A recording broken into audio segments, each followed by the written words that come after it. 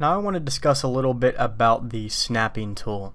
So the snapping tool is pretty straightforward. We're going to go to the top here, top view, and if we hold the control key, something may or may not happen. For you by default it probably won't be turned on.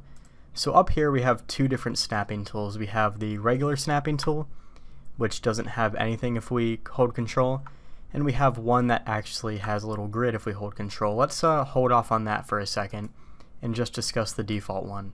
So with the default snapping tool, if we just hold control and, for example, use just a box cutter, this really won't do too much for us in the box cutter case. But if we use an N-gon, for example, and just hold control, now it's actually going to be in just small 15-degree increments or so, I believe. So if I start down here and I want a certain angle, it's very it's very open. I can kind of put this wherever I want, but if I hold control, we can kind of snap it around and get something a little bit more straight, whereas if you weren't holding control, it's going to be hard to get a straight cut, if that makes sense. So you'll use this a lot whenever you're using N-gon cutters. So yeah, definitely know how to use the snap tool. Really easy, just hold control. For the little grid next to it, this is super useful. We're going to be using this one all the time.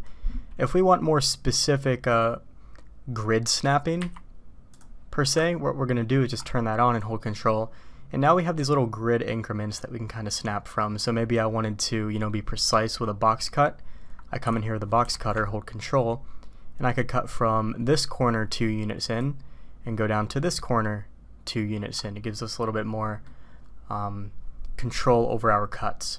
Now you can also go in here and adjust the size. So if I go in here and maybe put, I don't know, 1 meter, you're going to see we have a really big grids now. I never go this high. You could also go really small and do like 0.01, and you're going to have really tiny cuts, which are barely noticeable in this case. That's probably overkill. Maybe like 0.05, you can get really tiny cuts in here. Now there's also some additional controlling tools you probably won't mess with too much. For example, you can see the grid has a really tiny area, but I could increase that higher if I wanted to, kind of increase the span. It's kind of slow when you do it like that, so I always keep mine on about 10, and it's always super smooth. Now we also have these 3 settings here: vertex, edge, and face snap. We're going to leave all 3 of these on because we're going to use them all the time. And also, depending on the cutter you're using, you're going to have all sorts of different settings you can mess with, like N-gon angle, rotation angle, things like that. I leave all these on default and I don't touch them.